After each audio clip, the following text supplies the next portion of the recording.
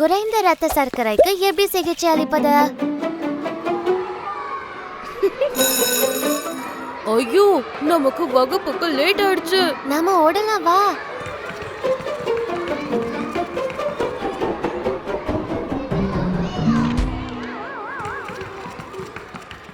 உனக்கு என்னாச்சு பேட்டி? நான் உட்காரணும்னு நினைக்கிறேன்.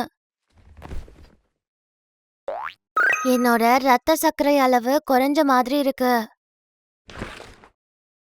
இப்ப சரியாயிடும். அது என்ன? எனக்கு ஹைப்போகிளைசீமியா ஏற்பட்டது, அதாவது ரத்த சர்க்கரை குறைவு, அல்லது சிலர் சொல்வது போல் ஹைப்போ.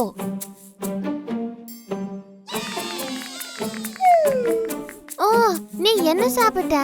சர்க்கரை மிட்டாய். இது என் ரத்த சர்க்கரை அளவை உயர்த்த உதவும். அதுக்கப்புறம் நான் வழக்கமான உணவை சாப்பிடலாம். கொஞ்சம் மிட்டாய் வேணுமா? ஆமா.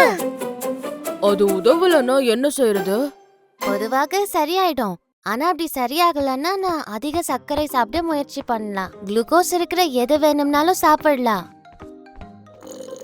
வாழைப்பழங்கள் அல்லது ஒரு பேக்கெட் ஜூஸும் பயனுள்ளதா இருக்கும்.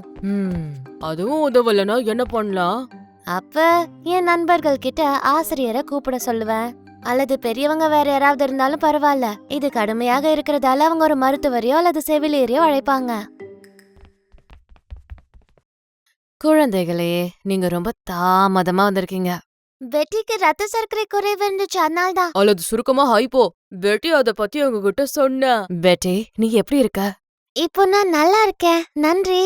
நல்லது. ஹைப்போ அப்படின்னா என்னங்கறத வகுப்புல உள்ள மத்தவங்களுடன் நம்ம பகிர்ந்துக்கலாமா? உன்னை சுற்றியுள்ளவங்க இதை தெரிஞ்சுக்கிறது முக்கியம். அவங்க கத்துக்கிட்டதை என் நண்பர்கள் இப்ப விளக்கி சொல்லுவாங்க. உங்களுக்கு ரத்த சர்க்கரை குறையும் போது நீங்க செஞ்சுட்டு இருக்க எல்லா வேலையும் நிறுத்திட்டு உங்க ரத்த சர்க்கரை அளவிடணும். குறைந்த ரத்த சர்க்கரை குணப்படுத்த நீங்க கொஞ்சம் சர்க்கரை சாப்பிடுங்க அல்லது சர்க்கரை கலந்த பானம் குடிக்கணும். அதுக்கப்புறம் சுகமா உணர்ந்தா நீங்க சாப்பிட தயாரா இருக்கீங்கன்னு அர்த்தம். இல்லனா இன்னும் கொஞ்சம் சர்க்கரை சாப்பிடுங்க. நல்லா சொன்னீங்க நண்பர்களே. ஞாபகம் வச்சுக்கோங்க, உங்க ரத்த சர்க்கரை அளவு ரொம்ப குறைவா இருந்தா உடனே நீங்க ஒரு பெரியவர், மருத்துவர் அல்லது செவிலியரை தொடர்பு கொள்ளணும். சரியா சொன்ன பெட்டி. இப்போ நம்ம என்ன சொல்லணும் குழந்தைங்களே?